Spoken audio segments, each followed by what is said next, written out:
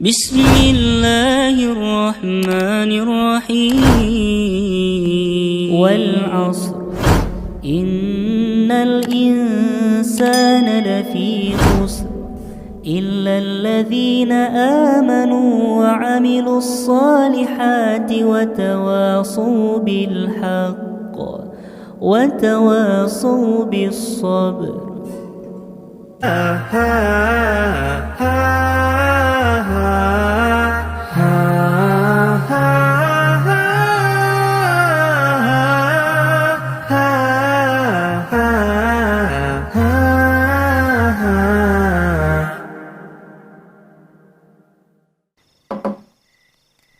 Pemirsa, kita kembali lagi di acara Kisah Teladan.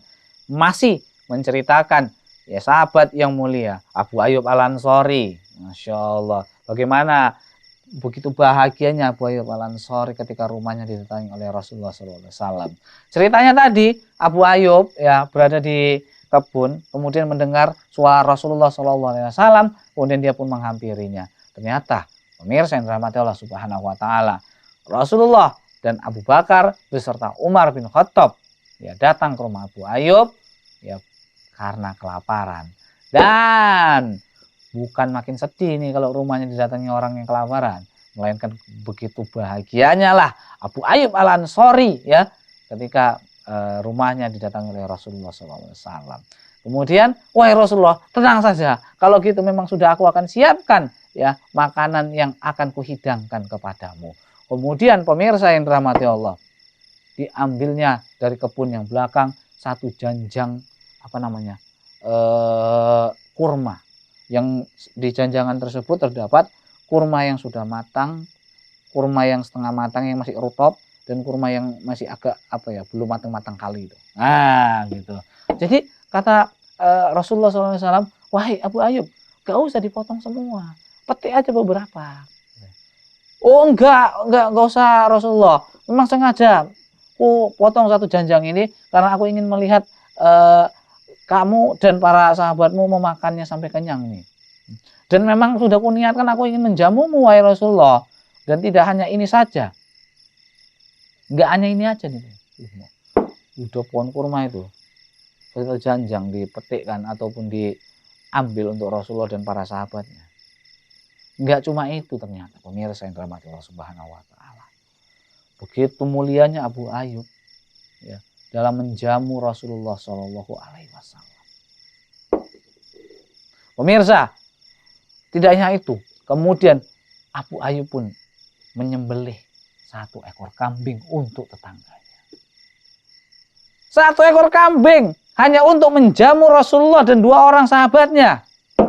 Kemudian kata Rasulullah, wahai Abu Ayyub, kalau engkau ingin menyembelih kambing, janganlah kau sembelih ya kambing yang masih menyusui. Janganlah kau sembelih kambing ya yang masih ada anaknya dan anaknya tersebut ya cempenya tersebut masih menyusu kepada induknya. Maka Abu Ayyub Al-Ansori pun mencari kambing yang masih muda, yang masih usia kurang lebih 1 tahun, dan kemudian disembelihnya. Potong. Nah, tak hanya itu saja ternyata pemirsa yang dirahmati Allah Subhanahu Wa Taala. Tak hanya itu aja. Kemudian Abu Ayyub Al-Ansori memerintahkan kepada istrinya, wahai istriku, buatlah adonan roti dan buatlah roti untuk Rasulullah dan sahabatnya. Luar biasa. Ini menu istimewa pemirsa di zamannya. Menu istimewa. Hanya untuk menjamu tetangga, Abu Ayyub Al-Ansori repot-repot motong pohon kurma atau sejanjang kurma, ya. Kemudian menyembelih kambing, kemudian tak hanya itu, membuat adonan roti dan membuat rotinya. Luar biasa Abu Ayyub Al-Ansori. Kita kalau punya tetangga kayak gitu, pas kita tiba-tiba siang bolong lapar, gak usah kambing yang dipotong, ayam aja. Oh lapar ya? Udah makan dulu nih apa yang ada. Dia tak potongnya ayam. Luar biasa nih pemirsa. Jarang-jarang kita punya tetangga kayak gitu. Luar biasa. Memang pantaslah Abu Ayyub Al-Ansori jadi sahabat yang mulia karena perlakuannya seperti itu. Kemudian pemirsa yang dirahmati Allah Subhanahu wa taala, dihidangkanlah makanan-makanan tersebut ya di hadapan Rasulullah Shallallahu alaihi wasallam. Kemudian Rasulullah Shallallahu alaihi wasallam mengambil roti dan mengambil dagingnya. Diletakkanlah daging tersebut di atas roti tersebut.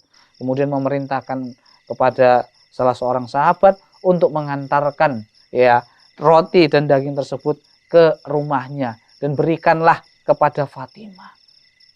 Kata Rasulullah, Fatimah binti Rasulullah. Karena aku melihat Fatimah sudah beberapa hari ini tidak makan sesuatu apapun. Zaman dulu masih hidup susah. Masya Allah. Kemudian Rasulullah ketika itu mengambil roti dan memakan daging. Kemudian Rasulullah tiba-tiba menangis.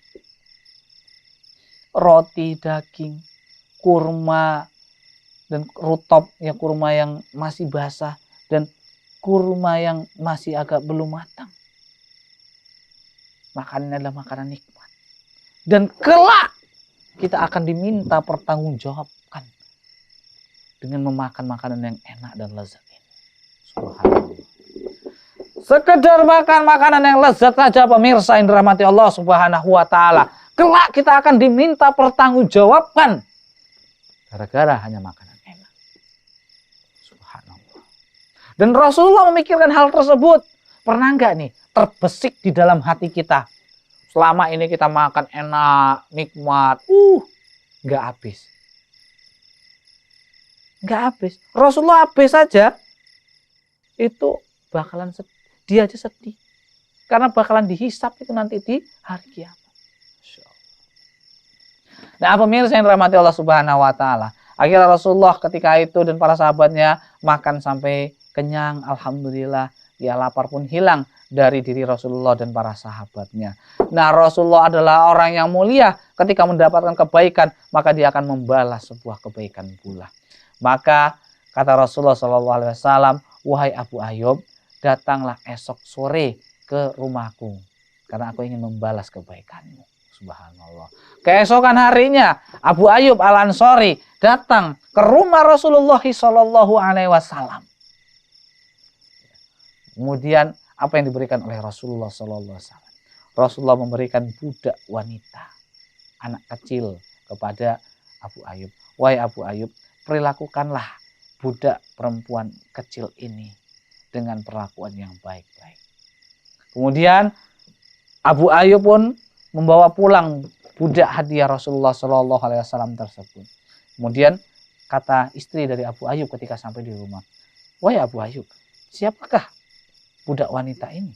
Kemudian kata Abu Ayyub, ini adalah hadiah dari Rasulullah Shallallahu alaihi wasallam dan Rasulullah memerintahkan kita untuk memuliakannya. Bagaimana cara memuliakan wahai istriku? Kata istri Abu Ayyub Al-Ansori, tidak ada cara memuliakan seorang hamba, tidak ada cara memuliakan seorang hamba kecuali dengan memerdekakannya. Maka ketika itu Abu Ayyub dan Ummu Ayyub memerdekakan budak yang dihadiahkan oleh Rasulullah SAW. Pemirsa yang dirahmati Allah Subhanahu wa taala. Masih ada kisah Abu Ayyub, ya. Kehidupan Abu Ayyub setelah Rasulullah SAW wafat. Bagaimana kisahnya? Insya Allah akan kita kisahkan setelah jeda berikut ini.